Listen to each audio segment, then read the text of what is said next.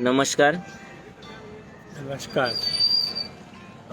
आज Bharatiya Janata party ward 157 लोकप्रिय खासदार माननीय पूनमताई महाजन इनके मार्गदर्शन में आज रोजगार मेळावा आयोजित किया गया है।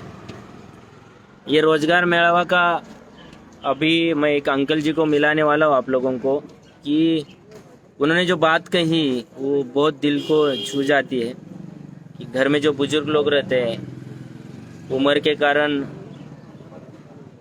लोग उनको जॉब पे नहीं लेते और घर में जब बैठते हैं, पुराने ज़माने में हम ऐसा बोलते थे कि घर में जब तक बुजुर्ग है तब तक घर का शोभा है। लेकिन आज की जो नई जनरेशन है, न्यू जनरेशन, आप देखते रहेंगे कि बुजुर्ग लोगों को घर में जब जॉब वगैरह सब छूट जाता है तो बहुत से लोग घर के ही मेंबर खुद के तकलीफ देते हैं या उनको उस हिसाब से बिहेवियर जिस हिसाब से मिलना चाहिए उस हिसाब से नहीं मिलता। तो इसके लिए हम लोगों ने आज का ये जॉब फेयर जो आयोजित किया है, इसमें हमारे साथ जो बुजुर्ग लोगों के लिए काम करने वाले, हमेशा उनको भी दो रोजगार अपने पैर के ऊपर खड़ा रहने के लिए या जो भी उनका ये है उसके लिए एक मोटवानी जी अंकल हमारे साथ में है। अंकल नमस्कार। नमस्कार। अंकल आप बताइए आपके बारे में कुछ। देखिए, मेरा नाम चंद्र प्रकाश मोटवानी है और मैं इस वक्त 78 ईयर्स क्रॉस किया है। 78 ईयर? हाँ, अभी 79 में। आपका उम्र 79 हफ्ते के बाद होगा। हाँ। स्टिल मैं अभी तक अपना काम करता रहता हूँ। मैं अपने घर वालों के ऊपर डिपेंडेंट नहीं रहता हूँ क्योंकि मुझे जो भी कुछ करने का है,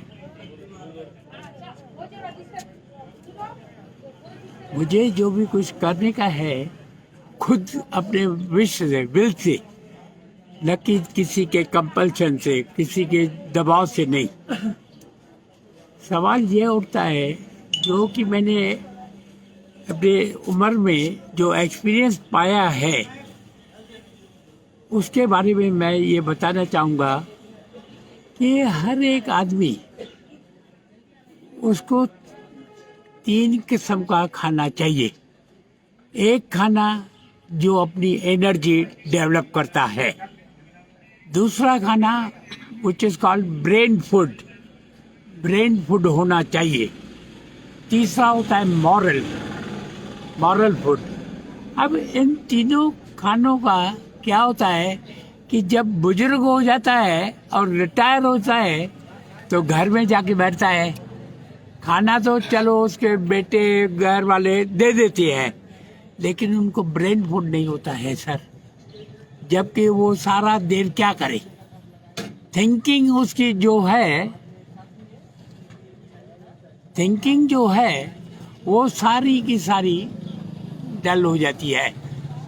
फिर उसके लिए क्या होता है, घर में क्रश हो जाता है।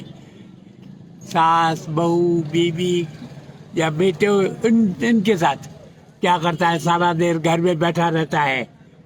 अब वो बैठा रहता है तो उसका कारण क्या है? बुजुर्गों को ये अक्सर बोला जाता है जो काम करने, उनका कारण क्या है?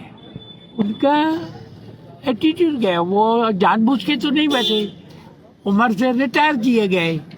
लेकिन रिटायर करने के अर्थ ये हो जाता है कि उनकी रिस्पेक्ट में फर्क आ जाता है, घर के एटीट्यूड में सारा फर्क आ जाता है।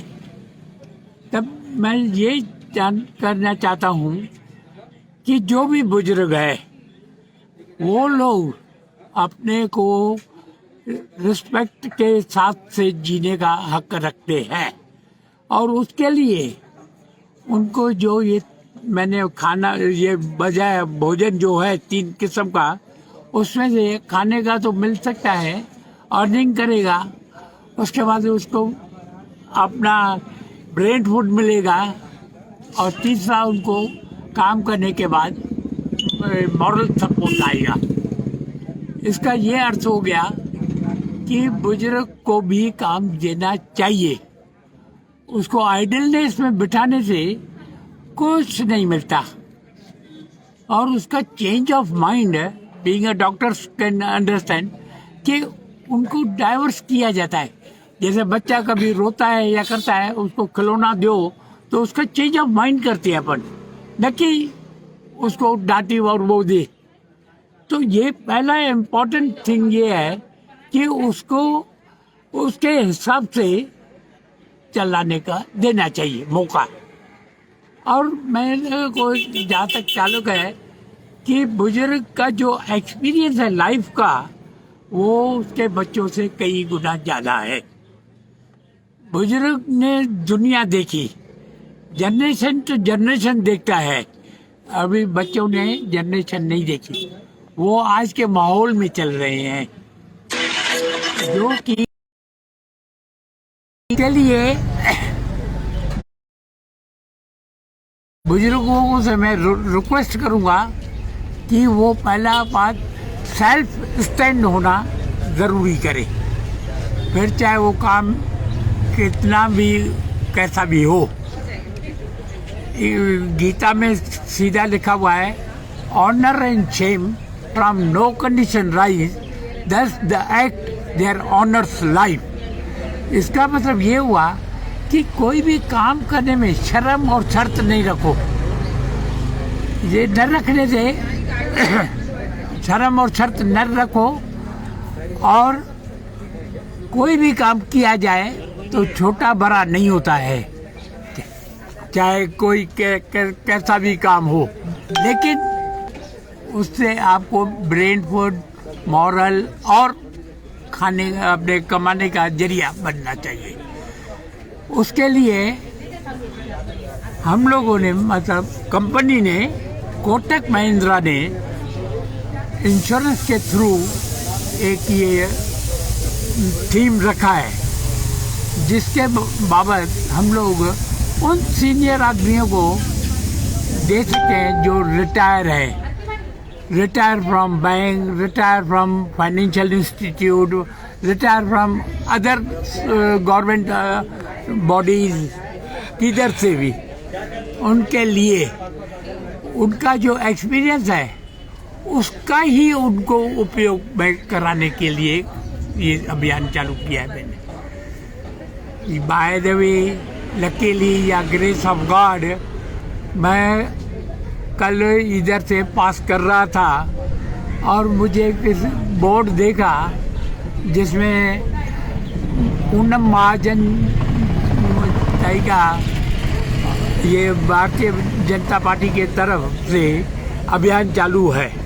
तो मैं उधर पहुंचा और मैं उधर डॉक्टर सरिता और डॉक्टर रविंद्र जी मस्के से मिला, और उन्होंने मुझे बुलाया कि मैं कुछ करूं उन लोगों के लिए।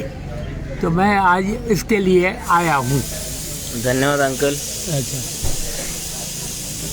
सोचने की बात है, पुराने ज़माने में या इसके पहले भी बहुत से लोग हैं कि जो बुज़ुर्गों को घर में रिस्पेक्ट या हर एक चीज़, घर में बुजुर्ग है तो घर का शोभा है। अभी इधर आएगी। हाँ, एक बुजुर्गों को एक सवाल मैं ही करूँगा कि वो किसी के ऊपर उम्मीद क्यों रखते हैं, होप क्यों रखते हैं कि मेरा बेटा ऐसा करेगा, मेरी बहू ऐसा करेगी या मेरी बीवी ऐसा करेगी। वो उम्मीद जो रखते हैं ना, दैट इज रॉन्ग। सीधी सी बात है, सेल्फ स्टैंड रहो, किसी के आगे हाथ न फैलाओ, ऐसा करो। और जो भी करते हो, जो कुछ भी है आज की ज़माने में, अपना जमाने में, तो उसको फ्यूचर का, अपने भविष्य का पहला रखना चाहिए हिसाब। श्योर। और किसी भी उसमें नहीं आने का मॉरल में कि भाई मेरा बेटा है चलो उसको दे दिया, और फिर उसकी गारंटी कौन देता है आपको? गारंटी तो ज़रूरी है ना। कल आपने दे दिया पूरा पैसा और बाद में क्या हुआ? एक बुजुर्ग आदमी अपने 2-2, 3-3 बच्चों को पालता है। लेकिन 3 बच्चे एक बुजुर्ग को नहीं समझ हाँ, पालता सच्चाई है, है। लेकिन 3 बच्चे एक बुजुर्ग को नहीं पाल सकते हैं। क्यों? उसने तो अपनी जवानी, पूरा धन वन सब तन सब दे दिया। तुम लोग क्या दे रहे हो? ये है न्यू जनरेशन का एटीट्यूड। सच्चाई है। जबकि उसको चाहिए कि जो उन्होंने किया है उसका रिटर्न देना चाहिए। आजकल तो गिफ्ट भी देते हैं तो रिटर्न गिफ्ट मिलती है। इधर बाप या दादा या कोई भी देता है तो उसको डिस्ग्रेस किया जाता है। ये हमको समझ में नहीं आता था। इसके लिए हर आदमी को अपना सेल्फ स्टैंड होना जरूरी है। ठीक है, आप अपने हिसाब से पहले 1000 रुपया कमाते थे, अभी आप 500 कमाओगे, 200 कमाओगे तो सही ना। आप किसी के आगे हाथ तो नहीं फैलाओगे। सच्चाई। और बोलते हैं time is money, money is time. आज टाइम है आपके पास, क्यों काम नहीं है तो टाइम ही टाइम है। उस टाइम का पैसा क्यों नहीं वसूल करते हो आप लोग? जाओ अपने संपर्क में जो भी आपके आदमी लोग हैं, आपके संपर्क में जो भी लोग हैं उनको एडवाइस करो, गाइड करो। तो 100 को करोगे तो 5-10 निकलेगा आपके फेवर में। श्योर। और उसके 5 के हिसाब से भी आपकी पगार जो देती थी गवर्नमेंट या धनी जिधर काम करते थे उससे ज़्यादा ही होगी, कम नहीं होगी। जरूर अंकल। ये हमारा मॉडल ही है। जरूर। और जब तक जीते हो तब तक करो। आपने सुना ही रहेगा अंकल के मुंह से, अंकल का उम्र लगभग 79 एज है।